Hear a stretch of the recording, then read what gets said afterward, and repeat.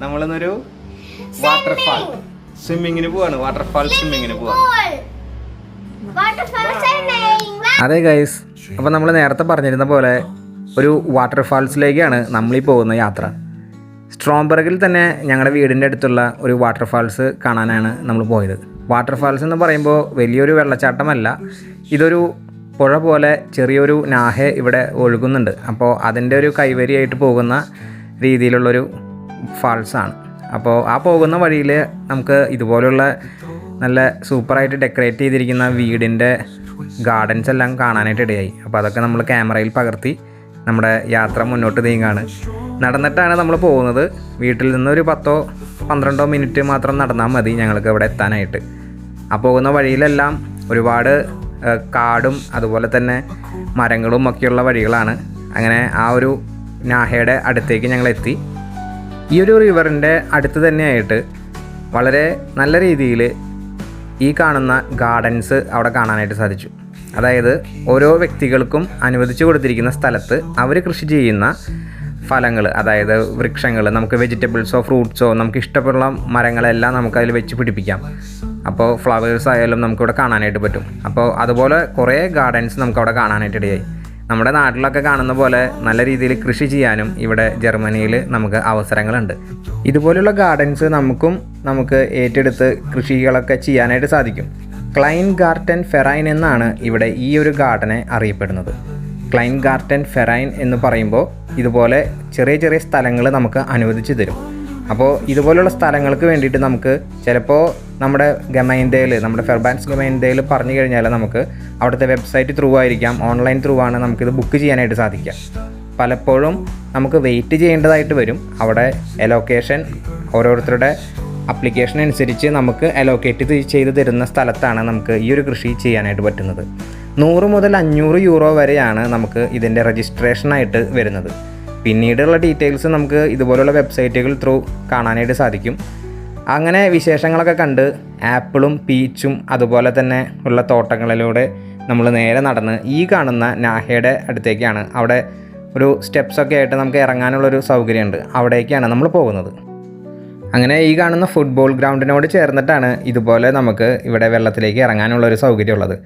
ഇവിടെ നമുക്ക് വന്നിരുന്ന് ഈവനിങ്ങിൽ സമ്മറിലൊക്കെ ഒരുപാട് സമയം സ്പെൻഡ് ചെയ്യാനായിട്ട് സാധിക്കും. അതുപോലെ ഈ ഒരു കാണുന്ന വെള്ളമല്ല, ശരിക്കും വിൻ്റർ ടൈമിലും അതുപോലെ തന്നെയുള്ള സ്പ്രിംഗ് ടൈമിലെല്ലാം നല്ല രീതിയിൽ വെള്ളം ഇവിടെ കാണാറുണ്ട്. ഇപ്പോൾ കുറച്ച് വെള്ളം കുറവാണ്. അതുകൊണ്ടാണ് നമ്മൾ സേഫായിട്ട് ഇവിടെ വരാനും ഇവിടെ ഇറങ്ങാമെന്നും വിചാരിച്ചത്. ആ കാണുന്ന രീതിയിലുള്ള താറാവ് കൂട്ടങ്ങളെല്ലാം നമുക്കിവിടെ കാണാനായിട്ടിടയായി. അങ്ങനെ ഒരുപാട് പക്ഷികളും ഒരുപാട് നാച്ചുറായിട്ട് ബന്ധപ്പെട്ട നല്ല രീതിയിലുള്ള മരങ്ങളും ഒക്കെ വെച്ച് പിടിപ്പിച്ചിട്ടുള്ള ഈ ഒരു സ്ഥലത്താണ് ഇങ്ങനെയുള്ളൊരു ഡേ നമ്മൾ സ്പെൻഡ് ചെയ്യാനായിട്ട് പോയത്.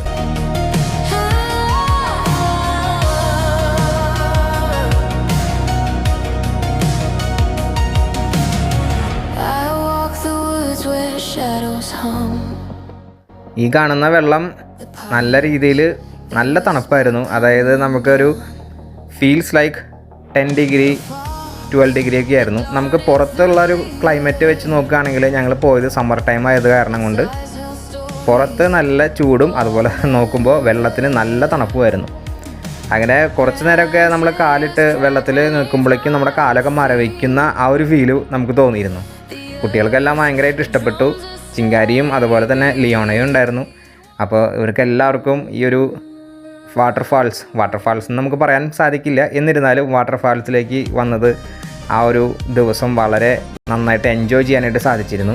കുറേ നേരം നമ്മൾ വെള്ളത്തിൽ കളിക്കാനായിട്ട് ഇടയായി.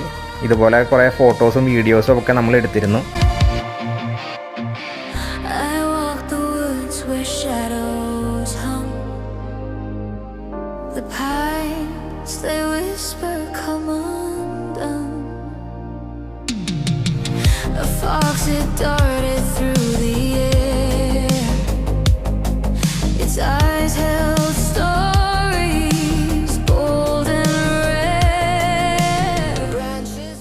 ഞങ്ങൾ ആദ്യമായിട്ടാണ് ഞങ്ങളെ സ്ട്രോംബർഗിലുള്ള ഈ ഒരു പ്ലേസിലേക്ക് വരുന്നത്.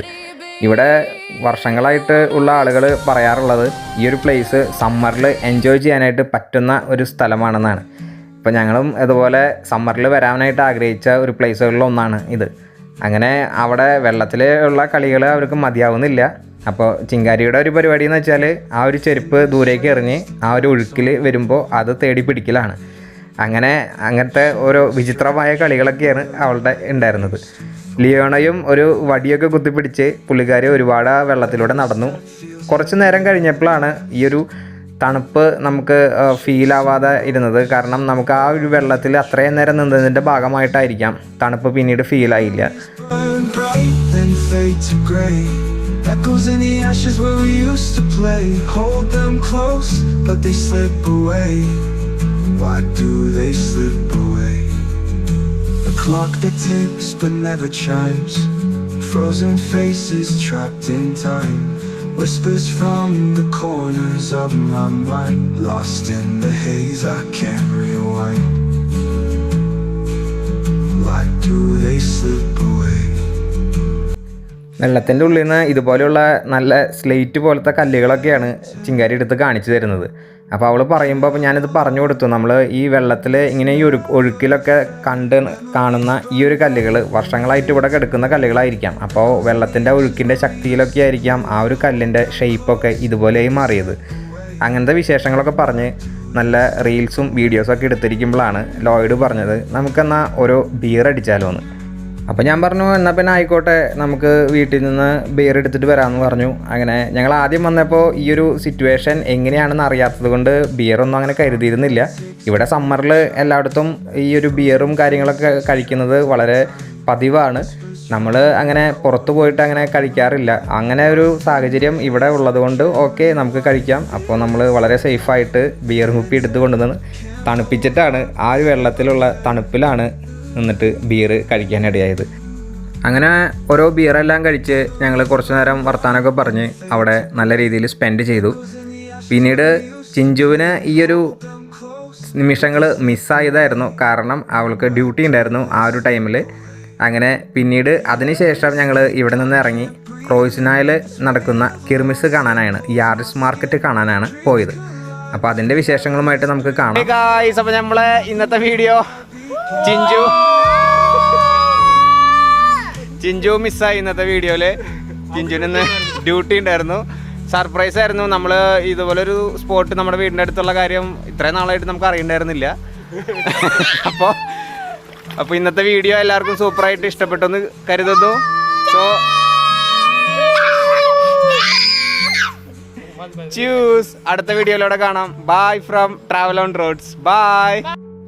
അവിടെ നിന്ന് തിരിച്ച് വീട്ടിലേക്ക് പോകുമ്പോഴും ഇതുപോലെയുള്ള കൗതുകങ്ങൾ കണ്ട് കുറേ നേരം നമ്മളവിടെ സ്പെൻഡ് ചെയ്തു. കാരണം ഞങ്ങൾക്ക് ഇതുപോലെയുള്ള കാര്യങ്ങളെല്ലാം സമ്മറിലാണ് കൂടുതലായിട്ടും എക്സ്പ്ലോർ ചെയ്യാൻ പറ്റുന്നത്. അങ്ങനെ അതെല്ലാം കഴിഞ്ഞ് ഞങ്ങൾ തിരിച്ച് വീട്ടിലേക്ക് വന്നു. ഫുഡെല്ലാം കഴിച്ചതിന് ശേഷം യാർഡ്സ് മാർക്കറ്റ് കാണാനാണ് പോയത്. ക്രോയിസിന എന്ന് പറയുന്നത് ഞങ്ങളുടെ വീടിനടുത്തുള്ള ഒരു വലിയ സിറ്റിയാണ്. ആ ഒരു സിറ്റിയിൽ കൊല്ലത്തിൽ ഒരിക്കൽ മാത്രം വരുന്ന ഈ ഒരു ഫെസ്റ്റിവൽ സമ്മർ ദിവസങ്ങളിലാണ് വരാറുള്ളത്. അപ്പോൾ ഈ ഒരു ഫെസ്റ്റിവൽ കാണാനായിട്ട് പോയതും അതിൻ്റെ വിശേഷങ്ങളുമായിട്ട് നമുക്ക് അടുത്ത വീഡിയോയിലൂടെ കാണാം. Till then bye from Travel on Roads. ഒരിക്കൽ ബൈ പറഞ്ഞതാണല്ലോ അല്ലേ. So choose.